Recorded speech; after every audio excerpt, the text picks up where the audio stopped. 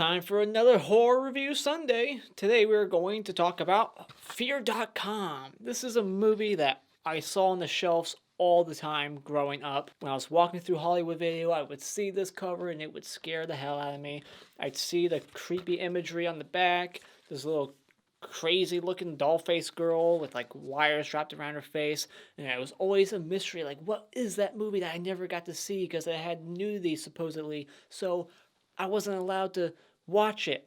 Now I got to finally see it, and I've actually had it on my shelf for about 4 or 5 months. I've been pushing it off, because it has a 3% on Rotten Tomatoes. So I haven't been exactly, excited to see it. I've been reluctant, and now I'm regretting it. The only positive I can give this movie is the poster is creepy. Like I said, it was always scary to me growing up, so there's some nostalgia for the poster. And there's some tits in this movie. There really are. There's some decent nudity in here, but other than that, this movie can suck my ass. Suckmyass.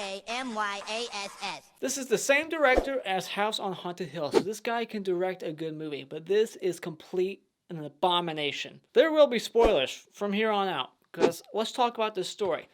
This movie is about, basically, it's a ripoff of Ringu and the Ring about, watch this thing and it's gonna fucking kill you within a certain time frame. You got 48 hours instead of 7 days.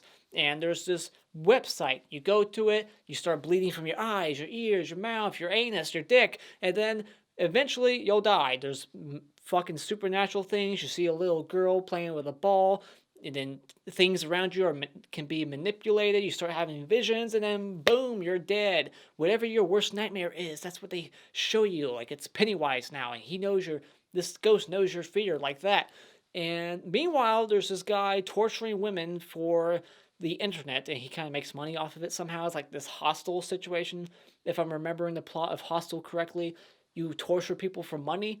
So this guy's got like 30 subscribers, and this is before YouTube, by the way.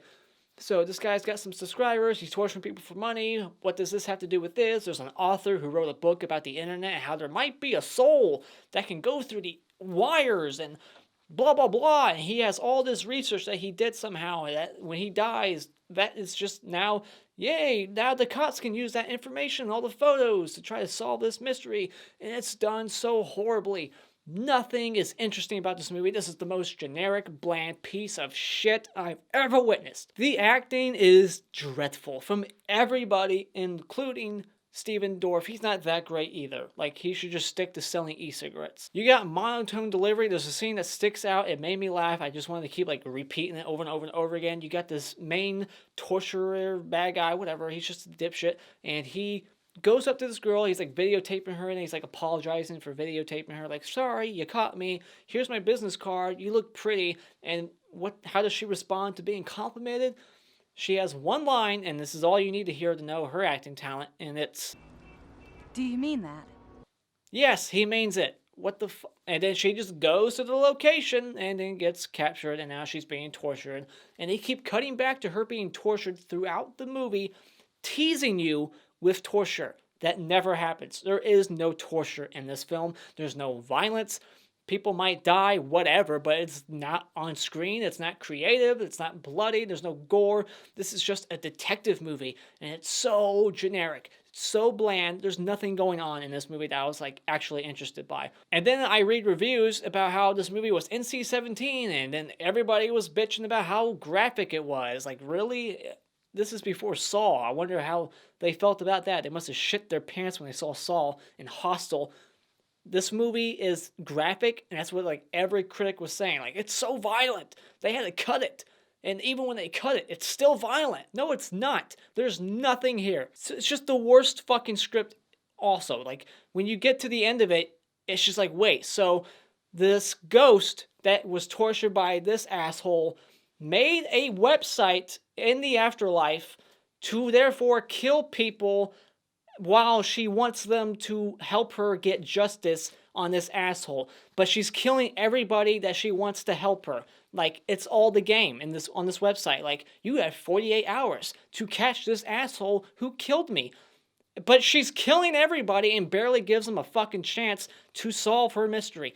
That makes no fucking sense. If you wanted justice and you wanted somebody to catch the killer who killed you so there could be justice, because that's her thing. She keeps saying it throughout the movie, like, guilty, the guilty must be punished. Do you want to play? And blah, blah, blah. And it's just so fucking stupid by the end of it. Like, wait, so you wanted people's help, but you're killing everybody who could possibly help you? The website makes no fucking sense. What is the game? Oh, find her body. How's anyone gonna find your fucking body? Just tell them. Like, every time someone goes on this website and they enter it, for some reason everybody in this movie says yes, they want to play, despite the fact that they know what it's doing and that the shit's real. Everybody is just, that's another thing. The reactions and the decisions in this movie are fucking unrealistic. Stephen Dorff and what's-her-face Terry should know better, and it's just hilarious. By the end of the movie, like, the one girl says to Stephen Dorff, like, don't go on that website. Please don't go. Hard cut. He's on the website. And then when he's all fucked up from it, he's like, Terry, I'm sorry. Don't go there. Don't go on the website. Hard cut. She's on the website because she thinks she can save him. It's hilarious. It's just so fucking stupid. But yeah, back to what I was kind of trying to say before I went on that little rant, is she just gives everybody who enters the website, like, a montage of, like, images, like, little clues to solve her little mystery. It's like, dude, just fucking tell them, like, take a left on this street and then go to this abandoned factory and you'll find my body, and it has a note on it that'll tell you to get this asshole. Please do that. No, let's just make a game out of it. Let's start murdering innocent people. Fuck it. Like, seriously, it's dumb. But yeah, this movie opens up with this author who wrote a book. Why? Because him and his buddy needed money. So they wrote a book about the internet and how it could have a soul. What that has to do with the story. Like, how does that help? Not really. Doesn't do anything. Like, we don't know anything else about that guy. Just gets killed. And we find out later on that it kills you with your greatest fear. But this guy makes, again, a stupid, unrealistic decision. He just goes in front of a subway train to rescue a girl, gets against the wall where he can't get hit by the train. He's safe. And then just starts running in front of the train at the last second to get hit. But instead of just letting him get hit by the train because he's a dipshit, the ghost, like, uses her telekinetic powers or whatever, just throws him against the wall. And he flies, hits the wall, and dies. What's the fear there? What was his greatest fear in life? Being thrown against the wall and dying? One guy gets killed in a car crash. That's his greatest fear in life, car crashes. One chick gets attacked by cockroaches and then jumps to her death. That was her greatest fear in life, cockroaches, and I guess falling to your death. One chick drowned herself. Her fear was drowning. What was that guy's fear? Like I said, just being thrown around by a fucking ghost. But conveniently, that author just has all this homework done that can be therefore transferred to the cops to use. They got, like, all these photos of the main ghost girl that's in charge of this bullshit website. So lucky for them, huh? But why does he have that information? How did he get that information? That makes no sense. And then this movie has these German tapes. Like, there's this German exchange student and he, like, likes to videotape everything, but somehow the shit he's recording is edited from, like, different angles. And then he goes to film himself fucking his girlfriend for 5 seconds. Like, she takes off her top and then boom, you're done recording. Who does that? If you're gonna film yourself having sex, go for it. This is the first time a chloroform rag doesn't even work that well. Like, usually in movies when they do that, like, it's just they're dead. Like, or not dead, but like they're knocked out within 2 seconds. In this one, they're like struggling for like 40 seconds. So I thought that was kind of interesting. But yeah, the boss who gets killed, why is he parked in the middle of fucking nowhere? Like, he's in his office. This is New York City, supposedly, but it's like a 1930s looking New York for some reason. And all of a sudden, he goes from his office in New York to middle of fucking nowhere in the middle of like a bunch of like empty, abandoned factories and steel mills and whatnot. Why was he there? We don't know.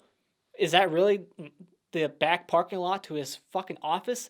That makes no sense. But yeah, so now it's just to get him by himself so he can get murdered, right? This movie has something that I can't stand in horror movies, when someone's in distress and they know something's wrong and they could use the help, but they just don't ask for it.